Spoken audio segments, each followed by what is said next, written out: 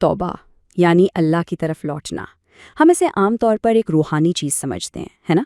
लेकिन क्या हो अगर ये सिर्फ एक रूहानी नहीं बल्कि एक जिस्मानी, एक न्यूरोबायोलॉजिकल अमल भी हो? आज हम यही समझने की कोशिश करेंगे कि तौबा हमारे दिमाग की वायरिंग को असल में कैसे बदल सकती है।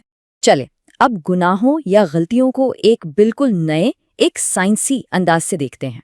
ज़रा सोचिए, अगर कोई बुरी आदत सिर्फ कपड़ों पर लगे दाग की तरह ना हो, बल्कि वो एक गहरी खाई हो जो हमारे दिमाग के अंदर खुद चुकी हो।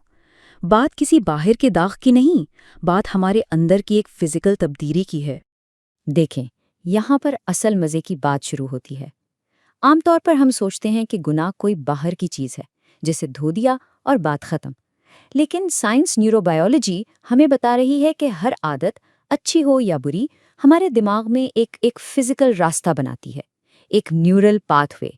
और जितनी बार हम उस आदत को दोहराते हैं, वो रास्ता उतना ही गहरा, उतना ही पक्का होता जाता है। तो ये सिर्फ एक अमल नहीं रहता, ये हमारी हालत बन जाती है। तो अब इस पूरी ट्रांसफॉर्मेशन के जो रूहानी बुनियाद है उसको देखते हैं, और ये बुनियाद हमें मिलती है कुरान की एक बहुत ही शानदार आयत में। इल्ला मन ताबा व आमना व आमिला अमलन सालिहन फ़उलाइका युबद्दिलुल्लाहु सय्यिआतिहिम हसनातिन। ये आयत है सूरह फुरकान, आयत नंबर 70।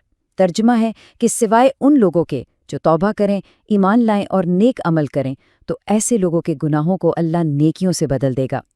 यहाँ एक लफ्ज़ है जिस पर हमें ख़ास तवज्जो देनी है, वो लफ्ज़ है युबद्दिलु। इसका मतलब क्या है? तो युबद्दिल का मतलब सिर्फ डिलीट करना या मिटाना नहीं है। इसका मतलब है रिप्लेस करना, ट्रांसफॉर्म करना, बिल्कुल जैसे आप कोयले को हीरे में बदल दें। यानी अल्लाह सिर्फ उस गलती को मिटा नहीं रहा, बल्कि उस गलती से पैदा होने वाली एनर्जी को एक नेकी की एनर्जी में तब्दील कर रहा है। ये तो पूरी गेम ही बदल देता है। और यहाँ से बात और भी दिलचस्प हो जाती है, क्योंकि ये जो रूहानी कॉन्सेप्ट है ना, ये बिल्कुल आईने की तरह आज की जदीद साइंस हमारे दिमाग के बारे में जो कुछ दरियाफ्त कर रही है उसको जाहिर करता है। चलें, एक अजीम सूफी आलिम इब्नुल क़य्यिम की मिसाल लेते हैं। उन्होंने सदियों पहले दिल की कैफियत को बिल्कुल इसी तरह समझाया था। उन्होंने कहा कि दिल में रास्ते बन जाते हैं, बिल्कुल जैसे किसी घने जंगल में बार बार चलने से एक पक्का रास्ता बन जाता है। ये आदत की साइंस है, सूफी अंदाज में। और उन्होंने उसका पूरा प्रोसेस बताया। देखिए, सबसे पहले आता है खातिर, यानी एक आम सा गुजरता हुआ ख्याल। फिर वो थोड़ा मजबूत होता है तो हमाम बन जाता है, एक इरादा, एक ख्वाहिश। फिर इस पर अमल होता है, और जब ये अमल बार बार दोहराया जाता है तो वो मकाम बन जाता है, एक पक्की आदत, एक स्टेशन जहाँ दिल ठहर जाता है। ये बिल्कुल वही न्यूरल पाथवे है जिसका जिक्र साइंस आज कर रही है। तो फिर इसका हल क्या है? सोफिया कहते हैं कि हल सिर्फ इस रास्ते पर चलना छोड़ देना नहीं है, क्योंकि रास्ता तो बन चुका है। असल हल है तौबा, यानी वापस लौटना और इस पुराने रास्ते के बिल्कुल साथ एक नया बेहतर रास्ता बनाना। यही वजह है कि प्यारे नबी सल्लल्लाहु अलैहि वसल्लम ने फरमाया, बुराई के फौरन बाद नेकी करो, वो उसे मिटा देगी। ये कोई पॉइंट सिस्टम नहीं है, ये न्यूरोप्लास्टिसिटी इन एक्शन है। और अब आते हैं जदीद साइंस की तरफ। यहाँ एक कॉन्सेप्ट है जिसे कहते हैं सिनैप्टिक प्रूनिंग। चलें देखते हैं ये क्या है। ये बिल्कुल कमाल की चीज़ है। देखें, जब हम कोई पुरानी आदत, कोई पुराना न्यूरल पाथवे इस्तेमाल करना छोड़ देते हैं, उसे फायर करना बंद कर देते हैं, तो हमारा दिमाग लफ्ज़ी मानों में सफाई शुरू कर देता है। वो ख़ास किस्म के सेल्स, जिनको माइक्रोग्लियल सेल्स कहते हैं, भेजता है, जो जाकर इन फजूल, इस्तेमाल ना होने वाले कनेक्शंस को खा जाते हैं। बिल्कुल जैसे एक माली बाग से फजूल झाड़ियाँ काट देता है। इस्तग़फ़ार करना गोया दिमाग को सिग्नल देना है कि भाई ये रास्ता अब इस्तेमाल में नहीं, इसकी सफाई कर दो।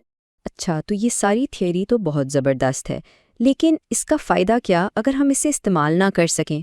तो अब हम बात करेंगे एक बिल्कुल प्रैक्टिकल 3 स्टेप्स के प्रोटोकॉल की, जिसे हम कह सकते हैं न्यूरो तौबा। पहला कदम, अचानक रुकना। जैसे ही गलती का एहसास हो, फौरन उसी लम्हे एक गहरी सांस लेकर इस्तग़फ़ारुल्लाह कहें। इससे दिमाग का वो ऑटोमेटिक लूप, वो ऑटो पायलट मोड फौरन टूट जाता है। दूसरा कदम, असर नौ तरतीब देने वाला अमल। अगले 60 सेकंड के अंदर अंदर कोई भी छोटा सा नेक काम करें। इससे फौरन एक नए न्यूरल ब्रिज की बुनियाद रखी जाती है। اور تیسرا قدم، رات کا جائزہ یا محاسبہ۔ سونے سے پہلے صرف 1 منٹ کے لیے تصور کریں کہ وہ پرانے زہریلے راستے وہ ختم ہو رہے ہیں، مٹ رہے ہیں، اور نئے روشن راستے مضبوط ہو رہے ہیں۔ اب یہ ازر سرے نو ترتیب دینے والا عمل کیا ہو سکتا ہے؟ دیکھیں، اگر آنکھوں سے کوئی غلطی ہوئی تو فوراً قرآن کا ایک صفحہ پڑھ لیں۔ اگر زبان سے کسی کا دل دکھایا تو فوراً کسی کو ایک تعریف کا پیغام بھیج دیں۔ مقصد سادہ ہے، برے عمل کو فوراً ایک اچھے عمل سے ریپلیس کرنا ہے تاکہ دماغ کو نیا راستہ بنانے کا سگنل ملے۔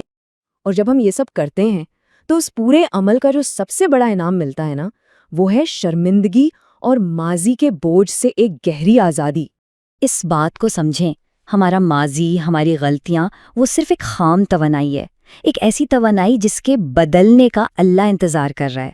جب یہ احساس ہوتا ہے کہ اللہ ہماری سب سے بڑی کمزوری کو ہماری سب سے بڑی طاقت میں بدلنا چاہتا ہے تو شرمندگی بھاگ جاتی ہے۔ وہ غلطی ایک بوجھ نہیں رہتی، وہ ایک پوٹینشل بن جاتی ہے۔ تو اس پوری گفتگو کا نچوڑ کیا ہے؟